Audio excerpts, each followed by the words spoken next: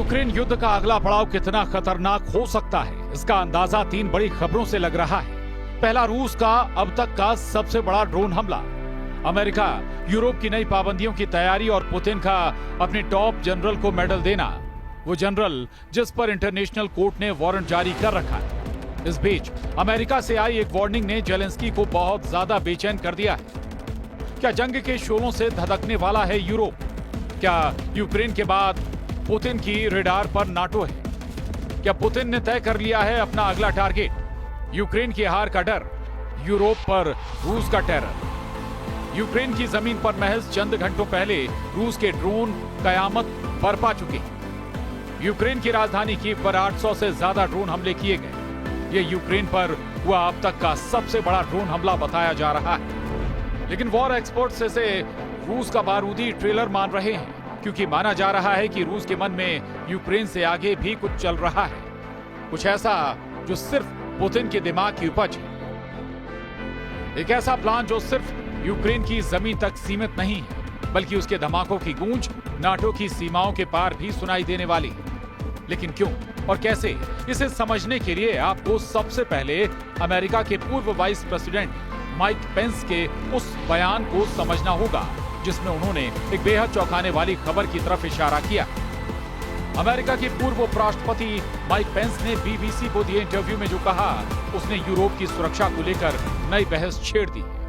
Pens ने साफ शब्दों में चेतावनी दी कि अगर यूक्रेन रूस के सामने हार गया तो इसमें कोई शक नहीं कि अगला निशाना नाटो की सीमाएं होंगी। यानी यूक्रेन की लड़ाई केवल एक देश की जंग नहीं है, बल्कि पूरे यूरोप की सुरक्षा की जंग है। पेंस ने कहा कि पुतिन की महत्वाकांक्षाएं यूक्रेन की सरहद से कहीं आगे तक फैली हुई हैं। अगर उन्हें यहां जीत मिलती है तो रूस को और ताकतवर और ज्यादा खतरनाक बनने का मौका मिलेगा। उस स्थिति में नाटो के सदस्य देश सीधे सीधे खतरे की जद में आ जाएंगे। उनका यह भी कहना है कि अमेरिका को एक बैकस्टॉप यानी सुरक्षा की गारंटी के तौर पर खड़ा रहना होगा, जबकि यूरोपीय देशों को इस जंग का असली नेतृत्व करना होगा। उन्होंने कोएलिशन ऑफ द विलिंग की कोशिशों की सराहना की और कहा कि मजबूत सुरक्षा गारंटी ही एक जस्ट एंड लास्टिंग पीस यानी न्यायपूर्ण और स्थायी शांति का रास्ता खोल सकती है।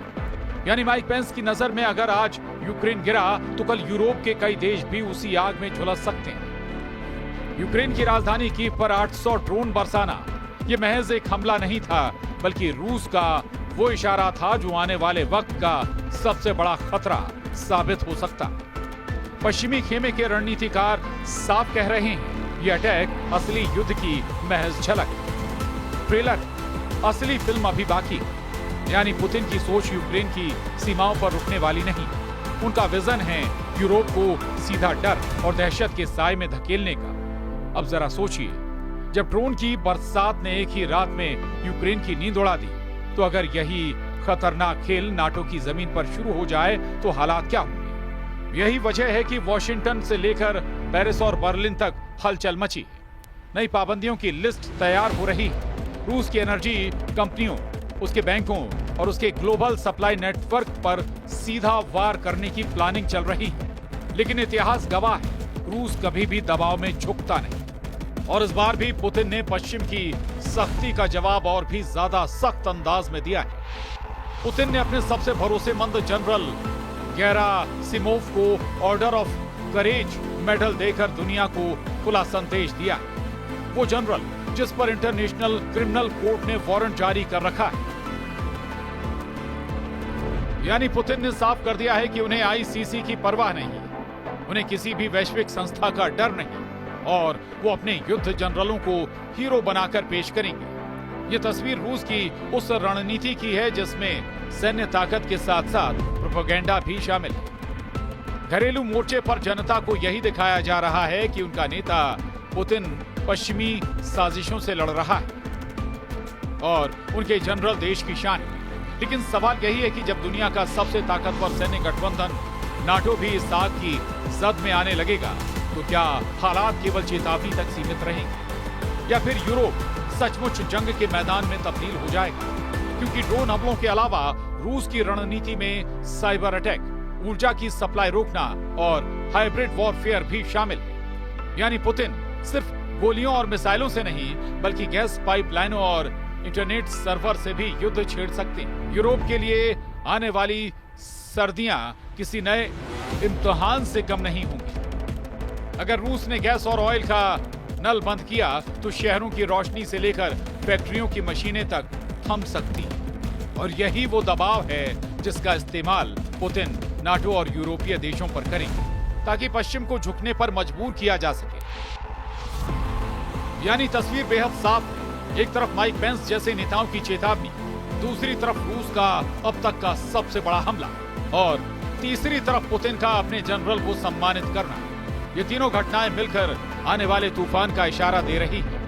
रूस की आक्रामक रणनीति को समझना हो तो नजर डालनी होगी पिछले 2 हफ्ते की जंग पर। ड्रोन और मिसाइल अटैक सिर्फ यूक्रेन की राजधानी तक सीमित नहीं रहे। खार्किव, ओडेसा और डोनबास के कई शहर लगातार टारगेट बने हुए हैं।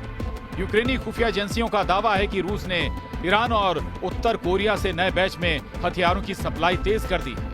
यानी पुतिन इस जंग को लंबा खींचने की तैयारी में और इसके लिए उन्हें सैन्य रसद की कमी रोकनी होगी। अमेरिकी रक्षा विभाग की रिपोर्ट कहती है कि रूस हर हफ्ते औसतन 1500 से ज्यादा ड्रोन और मिसाइलें तैयार कर रहा है। रूस का औद्योगिक ढांचा अब सिर्फ एक चीज पर केंद्रित है, युद्ध। लेकिन कहानी यहीं तक सीमित नहीं।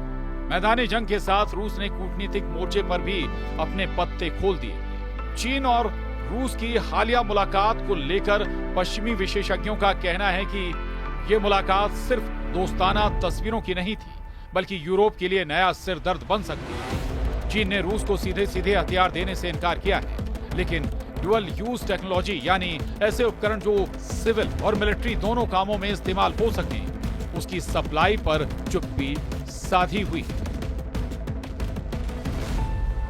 दूसरी तरफ नाटो की तैयारी भी कम नहीं। ब्रसेल्स में हुई हालिया मीटिंग्स में फिनलैंड और पोलैंड ने खुलकर चेतावनी दी कि अगर यूक्रेन हारा तो उनकी सीमाएं सीधे खतरे में होंगी। यानी नाटो के छोटे लेकिन संवेदनशील देश अब सीधे सीधे रूस को चुनौती देने की मांग उठा रहे हैं। और जब बात पुतिन की महत्वाकांक्षाओं की हो तो एक अहम सवाल हमेशा उठता है, क्या उनका असली मकसद सिर्फ यूक्रेन को गिराना या फिर सोवियत यूनियन के पुराने नक्शे को फिर से खड़ा करना? क्योंकि उनके हर भाषण में ऐतिहासिक गलती सुधारने की बात दोहराई जाती है। तस्वीर साफ है, यूक्रेन सिर्फ पहला पड़ाव है, मंजिल कहीं और है। अब जरा सोचिए, यूरोप की सीमाओं पर अगर ये जंग फैलती है तो असर सिर्फ टैंकों और मिसाइलों तक सीमित नहीं रहेगा। स्टॉक मार्केट से लेकर ग्लोबल ऑयल प्राइस तक हर सेक्टर इस आग की लपटों में झुलसेगा। पहले से ही जर्मनी और फ्रांस में महंगाई रिकॉर्ड स्तर पर पहुंच चुकी है। अगर ऊर्जा संकट और गहरा हुआ तो यूरोपीय जनता की नाराजगी सड़कों पर दिखेगी। यही वो मोमेंट है जहां पुतिन को बढ़त मिल सकती है, क्योंकि उनकी स्ट्रेटजी सिर्फ युद्ध नहीं बल्कि मनोवैज्ञानिक दबाव भी है। अगर यूरोपीय जनता अपने नेताओं पर दबाव बनाएगी तो नाटो की एकजुटता खुद ब खुद टूट सकती है। ब्रिटिश इंटेलिजेंस की रिपोर्ट के मुताबिक रूस पहले से ही सोशल मीडिया प्लेटफॉर्म पर फेक न्यूज और डिसइंफॉर्मेशन कैंपेन चला रहा है। यानी यूरोप के भीतर से ही यूरोप को अस्थिर करने की कोशिशें शुरू हो चुकी हैं। तो सवाल यही, क्या ये सब मिलकर यूरोप को उस खाई की ओर धकेल रहे हैं जहां से वापसी नामुमकिन होगी, या फिर अमेरिका और नाटो अपने संयुक्त मोर्चे से रूस को रोक पाएंगे? इतिहास हमें यही बताता है, हर बड़ी जंग पहले चेतावनी बनकर सामने आती है और इस बार चेतावनी यूक्रेन की जलती हुई धरती से उठ रही है, जिसकी गूंज यूरोप तक सुनाई दे रही है। लेकिन इस पूरी जंग का सबसे बड़ा हथियार सिर्फ मिसाइलें और ड्रोन नहीं है, असली बारूद है प्रतिबंधों की सियासत। अमेरिका ने रूस को दबाने के लिए जिस सेकंड स्टेज सैंक्शंस का रास्ता चुना है उसे समझना बेहद जरूरी है। डोनाल्ड ट्रंप ने अपने नए फरमान से साफ कर दिया है कि रूस पर अब सिर्फ सीधी पाबंदियां नहीं लगेंगी, बल्कि जो भी देश रूस की मदद करेगा वो भी अमेरिकी शिकंजे में आएगा। इसे कहते हैं सेकेंडरी सैंक्शंस, यानी रूस के साथ बिजनेस करने वालों पर भी वही सजा जो रूस पर लगाई जा रही है। सोचिए इसका असर कितना बड़ा होगा। रूस से तेल खरीदने वाले, रूस से टेक्नोलॉजी लेने वाले, यहाँ तक कि उसके बैंकों से ट्रांजैक्शन करने वाले भी अब अमेरिकी रडार पर होंगे। यानी ये जंग रूस बनाम अमेरिका नहीं रहेगी, बल्कि रूस के साथ खड़े देशों बनाम अमेरिका और उसके सहयोगियों में बदल जाएगी। और यहां सबसे बड़ा सवाल उठता है, भारत जैसे देश पर इसका असर कैसा होगा। भारत ने अब तक रूस से सस्ती कीमत पर कच्चा तेल खरीदा है, लेकिन अगर अमेरिकी सेकेंडरी सैंक्शंस लागू हो गए तो भारतीय कंपनियों और बैंकों पर भी असर पड़ सकता है। भारत को अपनी ऊर्जा सुरक्षा और रणनीतिक रिश्तों के बीच बेहद नाजुक संतुलन साधना होगा, क्योंकि अमेरिका की कोशिश साफ है, रूस की सप्लाई लाइन तोड़ना, उसे अकेला करना और उसके युद्ध के इंजन को ठप करना। लेकिन एक सच ये भी है कि रूस को कभी भी प्रतिबंधों से रोकना आसान नहीं रहा। 2014 में क्रीमिया पर कब्जे के बाद भी पुतिन पीछे नहीं हटे, बल्कि और मजबूत होकर लौटे। और आज भी जब रूस पर 15,000 से ज्यादा प्रतिबंध लागू हैं, तो उस वक्त भी रूस की वॉर मशीन और ज्यादा खतरनाक रूप ले चुकी है। असल डर यही है, पश्चिम की ये पाबंदियां कहीं रूस को और ज्यादा आक्रामक न बना दें, क्योंकि अगर पुतिन ने मान लिया कि अब खोने के लिए कुछ नहीं बचा, तो उनके कदम और भी खतरनाक हो सकते हैं। और यही वो मोड़ होगा जहां से यूरोप की सरहदें जलती हुई आग में बदल सकती हैं। और अब सोचिए, जब आसमान से ड्रोन बरस रहे हों, जब मिसाइलें शहरों को राख में बदल रही हों, जब गोलाबारी की गूंज पूरी रात गूंजती रहे, तो वही माहौल पुतिन यूरोप की दहलीज पर भी लाना चाहते हैं। हर धमाका, हर धमक यूरोप को आगाह कर रही है कि ये सिर्फ यूक्रेन की लड़ाई नहीं, ये असल में पूरे महाद्वीप पर मंडराता हुआ बारूदी बादल। अगर रूस ने नाटो की सरहदों पर एक ही मिसाइल दाग दी, तो फिर खेल सिर्फ दो देशों का नहीं रहेगा, ये तीसरे विश्व युद्ध की दहशत में बदल जाएगा। जरा सोचिए, ड्रोन का झुंड अगर पेरिस के आसमान में मंडराए, मिसाइलें अगर वारसा की दीवारें तोड़े, साइबर अटैक से अगर लंदन की बत्तियां बुझ जाएं, तो यूरोप का नक्शा किस तरह बदल जाएगा।